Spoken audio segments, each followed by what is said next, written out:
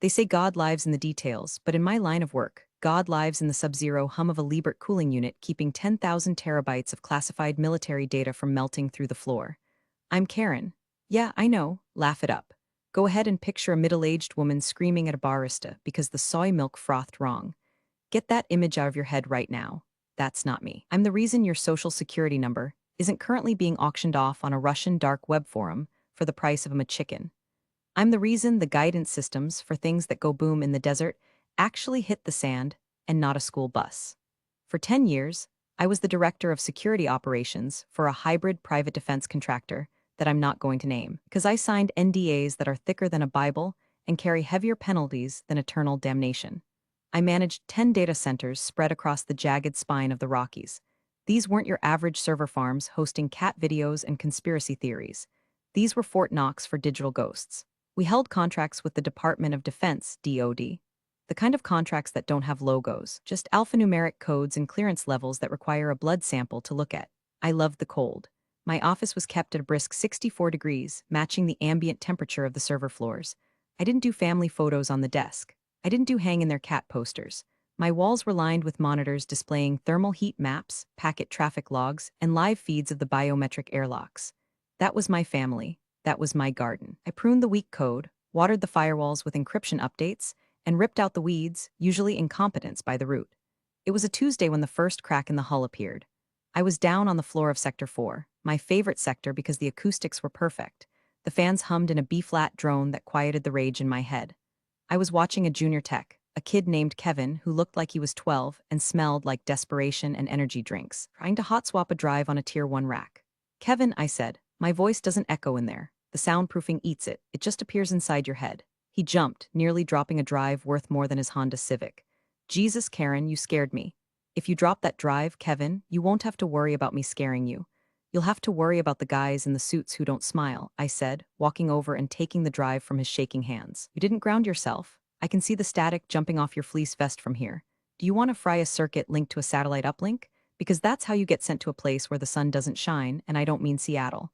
I slotted the drive in with a satisfying click. Green lights flickered. Dopamine hit my brain. Order restored. Speaking of restoring order, if you're into stories where competent people get screwed over by corporate idiots and then watch the world burn, go ahead and hit subscribe button or drop a like. It fuels my cold, dead heart to know I'm not screaming into the void alone. Anyway, back to the disaster. I walked back to the elevator, my heels clicking on the anti-static tiles like a countdown timer.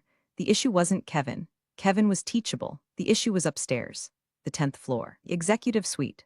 For the last decade, I had kept the Pentagon from kicking down our doors by running a ship so tight it squeaked. But the old CEO, a man who actually understood that security meant keeping secrets and not feeling safe, had retired. Enter the new regime. The new CEO was a guy named Preston.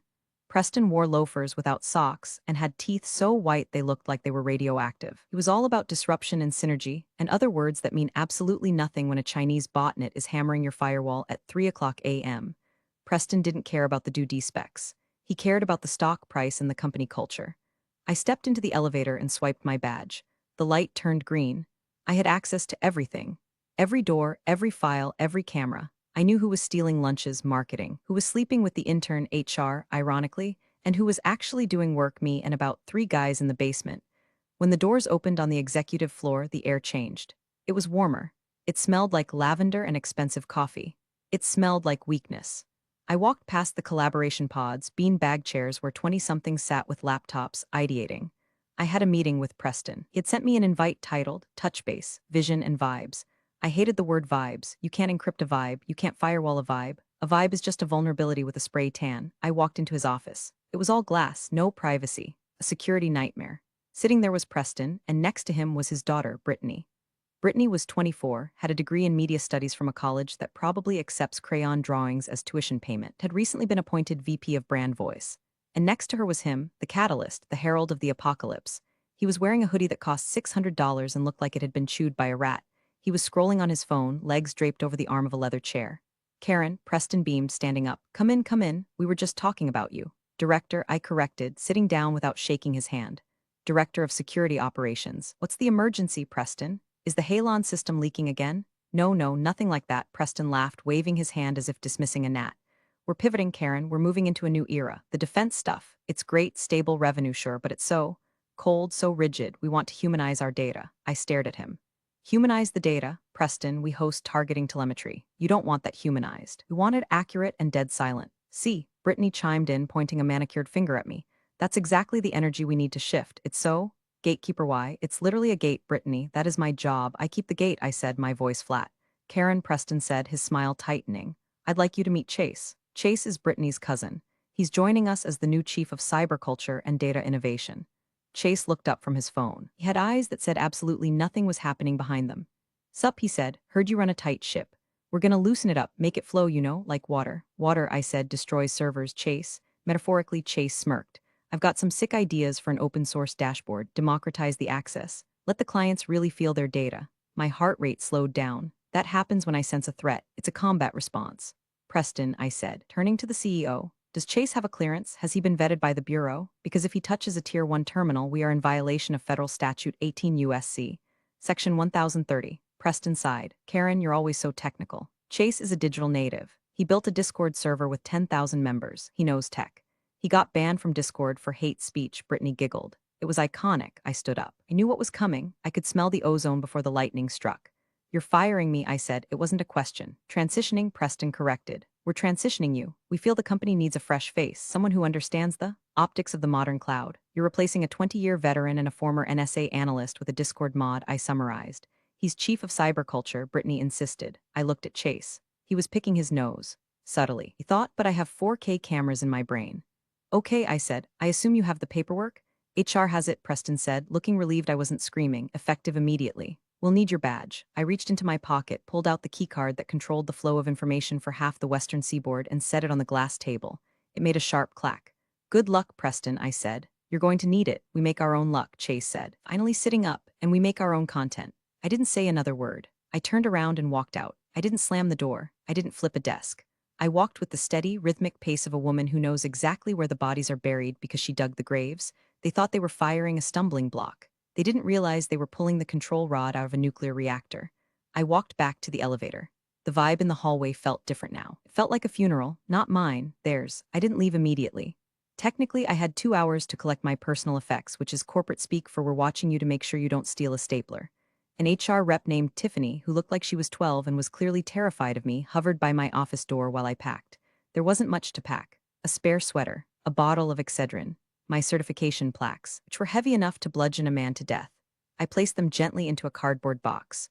While I was clearing out my desk, the announcement went out. It wasn't an email. Oh no, that would be too old school. It was a live stream notification that pinged every phone in the building, including mine, which hadn't been wiped yet. Mandatory town hall, new era, new vibes, meet Chase. I could see the main floor from my office window, a glass-walled fishbowl overlooking the server operations center. Employees were gathering down there, looking confused. The serious engineers, the guys with graying beards and coffee stains on their shirts, looked like they were marching to the gallows. The marketing team looked thrilled. I decided to watch. I needed to see the execution. Preston took the stage, holding a microphone like he was a stand-up comic. Hey everyone, gather round, gather round. Big energy today. Huge energy? The applause was scattered, polite. We've made a tough decision today, Preston said, his face doing that fake sad thing politicians do. Karen has decided to pursue other opportunities. We thank her for her service, but we realize that to get to the next level, to the moon, we need to shed the old skin. We need to be agile. We need to be human. He swept his arm out. Please welcome your new chief of cyberculture and data innovation. Chase. Chase jogged onto the stage. He was wearing sunglasses, indoors in a secure facility. He grabbed the mic. Yo, what's up, DataFam? Chase yelled. I physically winced. DataFam. I felt a part of my soul wither and die. Look, Chase said, pacing the stage. I know things have been tight around here. Strict. Boring. I heard you guys have to swipe a badge just to take a piss. He laughed. We're changing that. Data wants to be free, right? We're going to open up the API. We're going to stream our uptime stats on Twitch. We're going to put RGB lighting on the server racks because why should the machines be boring?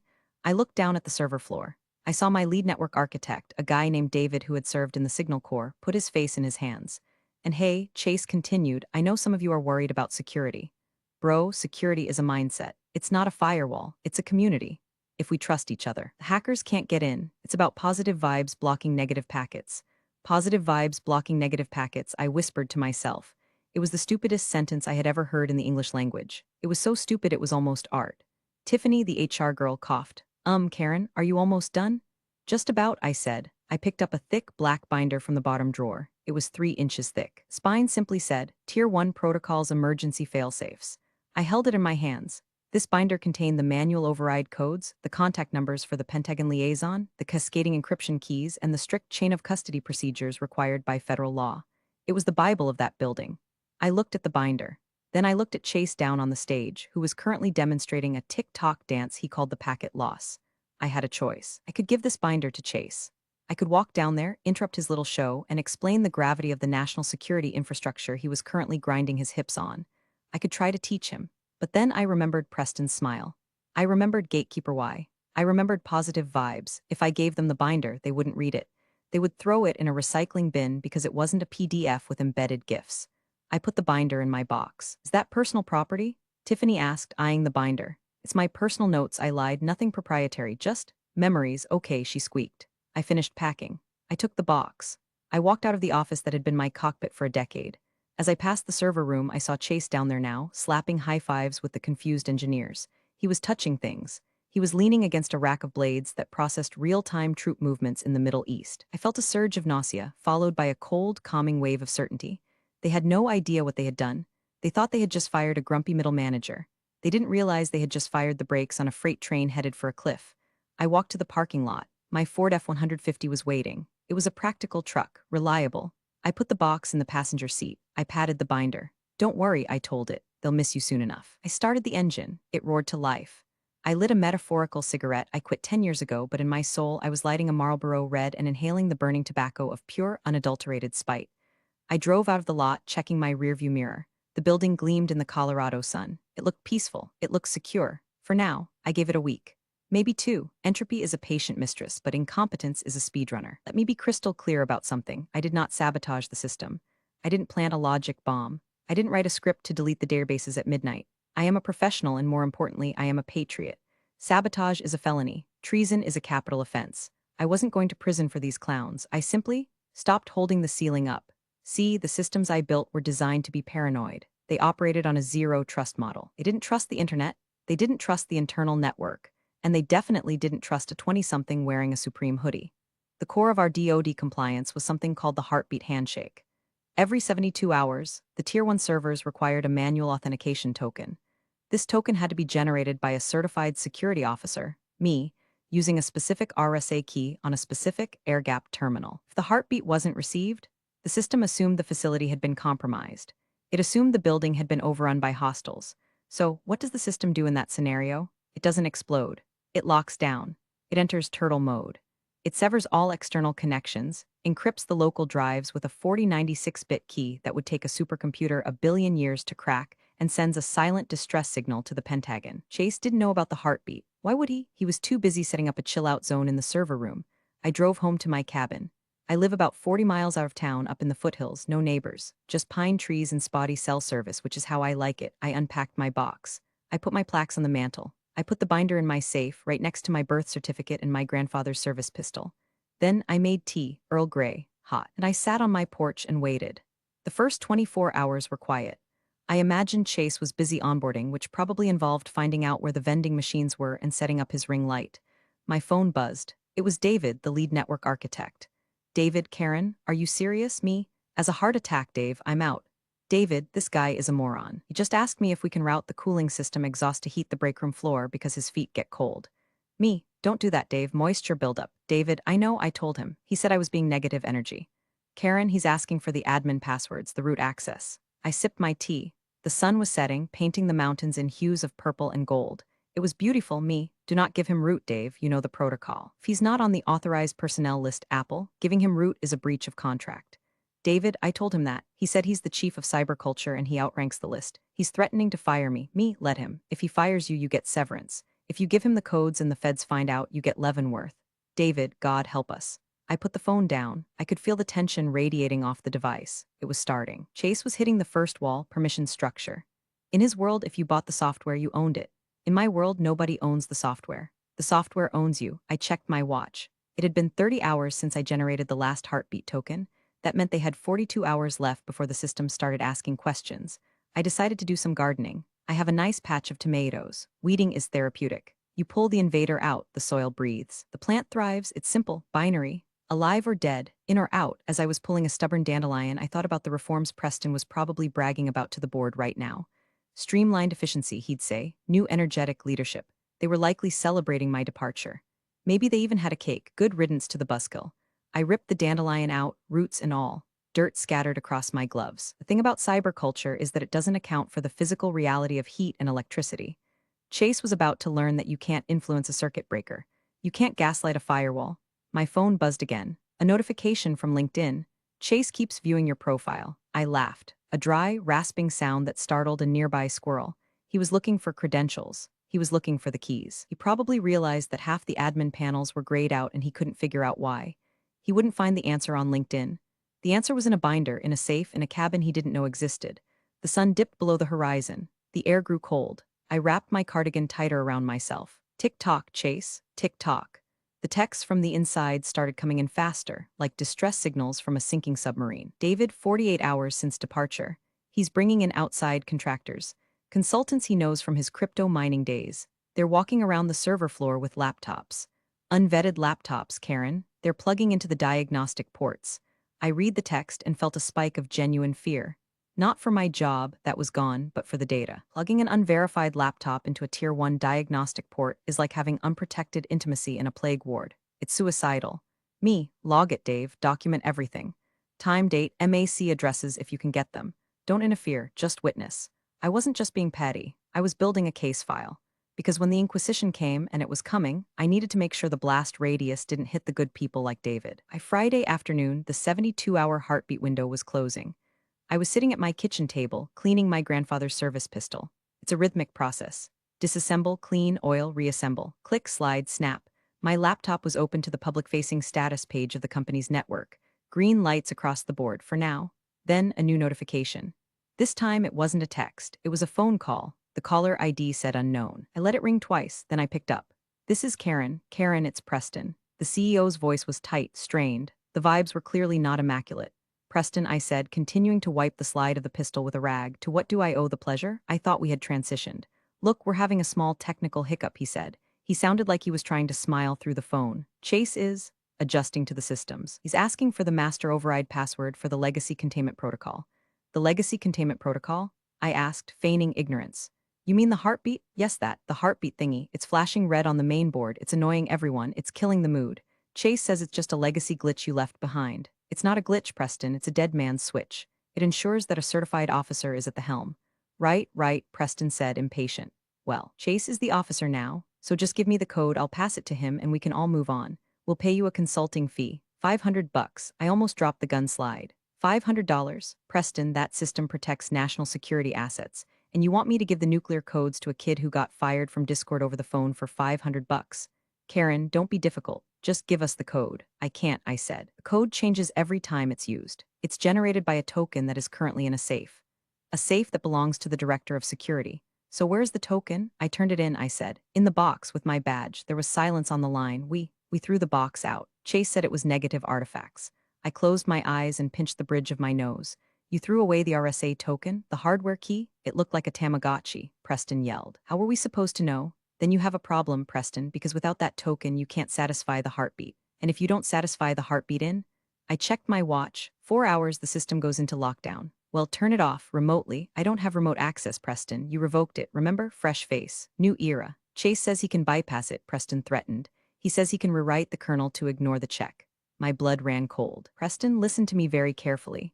If Chase attempts to rewrite the kernel on a live DoD server, the intrusion detection system will interpret that as a hostile foreign attack. It won't just lock down, it will scorch the earth.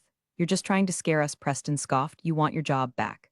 Well, it's not happening. Chase is a wizard. He'll fix your mess. Click. He hung up. I sat there in the silence of my cabin. A wizard. He called him a wizard. I picked up my phone and texted David. Me, get out of the building. Now, tell the team to leave. Pull the fire alarm if you have to. Just get out. David, why? What's happening? Me, Chase is going to try to patch the kernel. 3 dots appeared, then disappeared, then appeared again. David, I'm leaving, taking the team to the bar across the street. Me, good choice. Order a pitcher. Put it on my tab. I closed my laptop. I didn't need to watch the status page anymore. I knew what was going to happen. It's like watching a car crash in slow motion. You don't need to see the impact to know the glass is going to break. I went to the fridge and opened a bottle of white wine. I'm not a heavy drinker, but tonight felt like a special occasion. Tonight was the night the music died. The sun went down. The moon came up. The coyotes started howling. At 9 o'clock p.m., my phone rang. It wasn't Preston. It wasn't David. The caller ID was blank, just a flat line. I answered on the first ring. Director Karen redacted speaking. Karen, the voice was gravel and old bourbon. It was General Miller. He wasn't technically a general anymore. He was a consultant for the Pentagon, which meant he had more power than a general and answered to fewer people. We had worked together on the initial site architecture 5 years ago. General, I said, how's the hip? Hip is fine, the network is not. We just lost the heartbeat on cluster 4 through 9. We're seeing a massive encryption event. Are you under attack? I don't know, sir, I said, sipping my wine. I don't work there anymore. There was a pause, a long, heavy pause. Say again? I was relieved of command on Tuesday. New management, cultural shift. They wanted to go in a more vibe-based direction. Vibe-based? Miller repeated the word as if it were a foreign contagion. Karen, who is manning the helm, a young gentleman named Chase. His previous experience includes running a Discord server and making TikToks about crypto. You are shitting me. I wish I was, sir. They threw out the RSA keys. They ignored the handover protocols. And about 4 hours ago, the CEO told me this Chase was going to attempt to rewrite the kernel to bypass the heartbeat check. Rewrite the kernel? Miller's voice dropped an octave. On a live Tier 1 node. Yes, sir, that triggers the counterintuition protocol alpha. I know, sir, it treats the facility as hostile territory. I know, sir, it dumps the keys and severs the trunk line. I warned them, sir. I could hear Miller lighting a cigar on the other end. I heard the click hiss of Zippo. Karen, are you secure? I'm at my residence. Secure line, stay there. Do not, I repeat, do not contact the company. If they call you, you answer, but you admit nothing. You offer no help. You are a civilian now. Let them hang themselves. Understood. I'm initiating a level 4 audit. We're going to see what this Chase is made of. Spoiler alert, I think he's made of shit. Sir, one request, I said. My team, the engineers, David and the crew, they're good people. They tried to stop it. I ordered them to evacuate before Chase touched the kernel.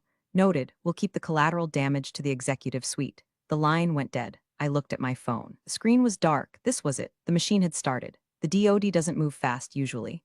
But when you mess with their data, when you trigger an automated lockdown that mimics a cyber-terrorist attack, they move faster than light. I checked Twitter. I couldn't help myself. Chase had posted a tweet 2 hours ago.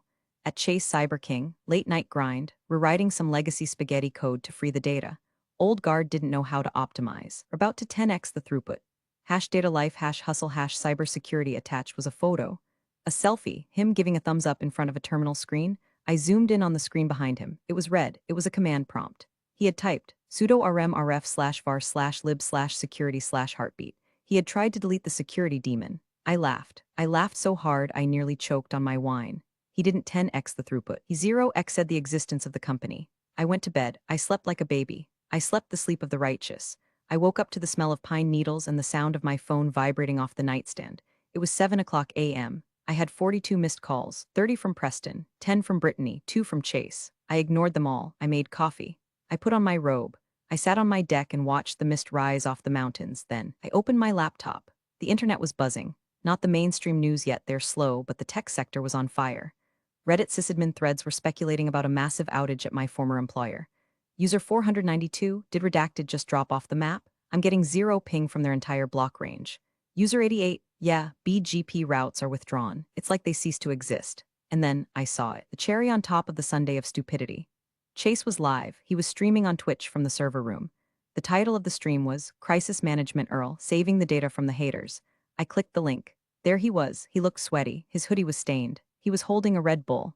Yo chat, what is up? Chase was saying, pacing back and forth in front of the lockdown server racks. The lights in the room were flashing red. Physical alarm indicator for a Tier 1 breach. So, we hit a little snag. The legacy code was way more borked than we thought, total spaghetti. The previous director, Karen, total boomer energy by the way, left us with some kind of logic bomb. I took a sip of coffee. Slander, I whispered. Add it to the lawsuit. But don't worry, Chase continued, pointing the camera at a rack of servers that contained biometric data for Special Forces operatives. We're doing a hard reset. I've got my boys trying to physically bypass the locks. The camera panned over to 2 guys in t-shirts trying to pry open a server cage with a screwdriver. My jaw dropped. They were physically breaking into a secure rack. Stop, I said to the screen. You idiots. The racks have tamper sensors. If you pop that door, it dumps the liquid nitrogen fire suppression. As if on cue, a hiss erupted on the stream. White gas blasted out of the rack, engulfing the 2 consultants. Whoa, Chase yelled, coughing. Okay, minor setback. The system is fighting back. It's like Skynet in here, chat. He turned the camera back to himself. But look, I want to show you guys what we're dealing with. Look at this interface. It's archaic. He pointed the camera at a monitor. It was the main diagnostic terminal. On the screen was a flashing red box, unauthorized access detected.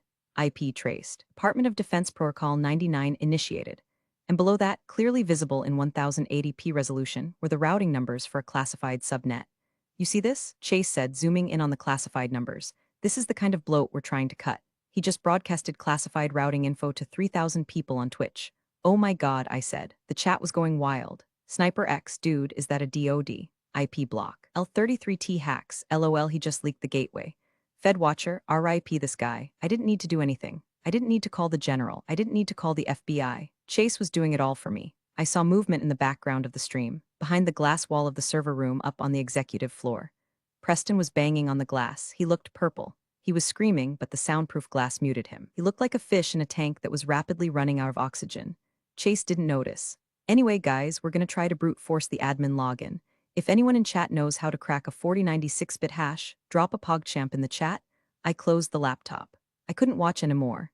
It was like watching a man juggle hand grenades while riding a unicycle on a tightrope over a shark tank. I finished my coffee, went to my closet and picked out a suit, a nice one, navy blue, sharp blazer. I had a feeling I'd be needing it later. The phone rang again. It was Preston. I let it go to voicemail. Beep, Karen, pick up. The police are here, not the police. The military police. There's a tank in the parking lot. Karen, help us. I smiled. A tank. General Miller didn't mess around. I walked to the mirror and fixed my hair. I looked tired, but I looked sharp. Sorry, Preston. I said to the empty room. I'm afraid that's outside my scope of work. I didn't go to the site. I didn't need to. The news helicopters did the work for me. By 10 o'clock a.m., every local news station in Denver was circling the building. The headline on Channel 9 was, Military Activity at Tech Firm, Terror Threat. The footage showed a convoy of black subs and 2 armored personnel carriers blocking the main entrance. Men in full tactical gear, not private security, but legitimate MPs with federal patches were setting up a perimeter. I turned on the TV and watched. It was better than any movie. A reporter was standing by the road. We are seeing reports of a massive federal raid. Employees are being escorted out of the building with their hands on their heads. We have not received a statement from the company, but sources say this is related to a severe breach of government data. I saw David walking out. He wasn't handcuffed. He was talking to an officer, pointing at his phone. Good, he was showing the receipts. He was safe. Then the doors opened again. Preston came out. He was handcuffed. He was weeping. He looked like a man who had just realized that his MBA didn't cover high treason. Behind him came Brittany. She was screaming at the officers, probably demanding to speak to a manager. And then Chase. Chase wasn't walking. He was being dragged. His feet were scraping the pavement. His hoodie was torn. He had lost his sunglasses. He looked small. He looked like a child who had broken a vase and was now realizing the vase contained the ashes of a vengeful god. They shoved him into the back of a black SUV. My phone rang. It was General Miller.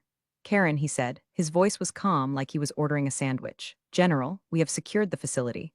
The threat has been neutralized. The idiot in the hoodie tried to tell my men that it was a social experiment. How did that go over? One of my sergeants broke his nose. Accidentally, of course. While assisting him into the vehicle, of course. We have a mess here, Karen. The kernel is corrupted. The encryption keys are fragmented. The hardware is physically damaged. Something about liquid nitrogen? I saw that on Twitch, I said. Right. Look, we need to bring the systems back online. We need to restore the handshake before the data degrades. But we can't do it without the original architect. That sounds like a difficult problem, I said, examining my nails. Karen, don't make me beg. I'm a general. I don't beg, I order. You can't order me, General. I'm a civilian. I'm unemployed. I'm currently looking into taking a pottery class. Miller chuckled, a dry, rasping sound. All right, how about this? I'm currently standing in the office of the former CEO. Nice view, terrible decor. I have the authority to appoint an interim federal administrator for this site. Full clearance, direct reporting line to the Pentagon. No corporate oversight, no chief of cyberculture, and the pay, GS-15 level, plus a contracting bonus that would make your eyes water. And the staff, you hire who you want, you fire who you want. If anyone says the word vibe, I give you permission to tase them. I looked at the TV. I saw the empty parking lot. I saw the wreckage of Preston's regime. I'll need a ride, I said. Chopper's already 5 minutes out. Pack a bag. I hung up. I walked to my safe. I opened it. I took out the binder. I walked out to my front yard. The wind was kicking up. In the distance, I heard the thwup thwup thwup of rotors. A Black Hawk helicopter was crested the ridge, coming in low over the pines. My neighbors were going to hate this. I smiled. Landing a military helicopter in the parking lot of a corporate office park makes a statement. That statement is, playtime is over. I stepped out of the chopper, binder in hand. The wind whipped my hair, but I didn't care. A young lieutenant was waiting for me. He saluted. Ma'am, General Miller is waiting on the 10th floor. At ease, Lieutenant, I said. Let's go. We walked into the lobby. It was unrecognizable. The welcome desk was gone, replaced by a portable command post. Soldiers were checking IDs. The Vibe Lounge had been turned into a holding area for seized electronics. I took the elevator up. The smell of lavender was gone. It smelled like gun oil and ozone. I walked into Preston's old office. General Miller was sitting behind the glass desk, smoking a cigar. He didn't care about the smoke detectors. "Karen," he said, nodding, "you look rested." "I got about 12 hours of retirement, General. It was nice." "The system is locked tight," Miller said, gesturing to the screens.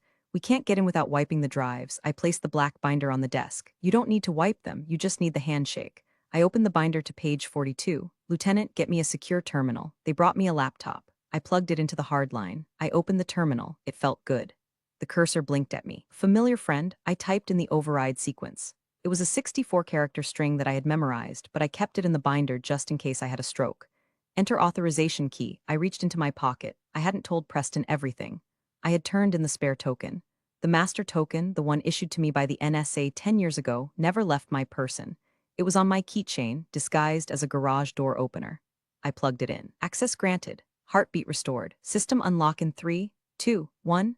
On the wall monitors, the red lights turned amber, then, one by one, flickered to green. The fans in the building spun down from jet engine to gentle hum. "We're green," I said. Miller exhaled a plume of smoke. "Good work. Now about the personnel." "Where is David?" I asked. "Downstairs. We held him for debriefing. Release him. Give him a raise. Make him deputy director. Rehire everyone on the engineering team who didn't appear on that Twitch stream." "Done. And the others?" I asked. "Preston, Chase, Brittany." Miller smiled, a cruel, jagged smile. "They're in federal custody. Chase is facing charges under the Computer Fraud and Abuse Act, plus reckless endangerment of national security assets. He's going to be in a cell for a long time.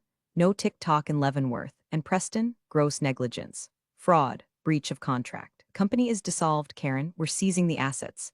This is a government facility now." I walked to the window. I looked down at the parking lot. The news crews were still there. "What about the culture department?" I asked. "Gone," Miller said. "We don't need culture. We need encryption." I turned back to him. "When do I start?" "You already started," Miller said. "Clean up this mess, Director." 6 months later, the office looks different now. The bean-bag chairs are gone. Collaboration pods have been replaced by rows of austere gray cubicles.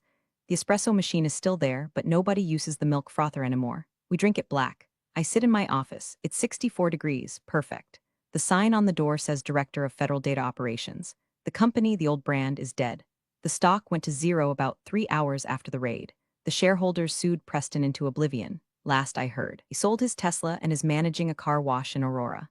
Brittany is trying to rebrand herself as a victim of corporate toxicity on a podcast. Nobody listens to it. And Chase took a plea deal. 5 years in federal prison, followed by a lifetime ban from touching any computer connected to the internet. I imagine the withdrawal from social media is hurting him more than the prison food. I walked down to the server floor. It was quiet. The B-flat drone was back. David was there checking a rack. He wore a tie now. "Director," he said, nodding. "How are the loads, David?" "Nominal. 99.999% uptime. Thermal variance is within 0.1%. Good." I walked through the rows of servers. The blue LEDs blinked in the darkness. It was a cathedral of data, silent, holy. I stopped at the rack where Chase had filmed his little video. The scorch marks from the liquid nitrogen were still faint on the floor tiles. We kept them there. A reminder that competence isn't flashy. It isn't viral. It doesn't get likes. Competence is boring. It's checking the logs. It's following the protocol. It's saying no when everyone else wants to say yes. People like Chase, they think the world runs on energy and vibes. They think if you believe hard enough, the gravity won't crush you. But I know the truth. World runs on servers. It runs on cables. It runs on people who sit in cold rooms and make sure the lights stay green. I put my hand on the server rack. It hummed against my palm. "You're safe now," I whispered. I walked back to the elevator.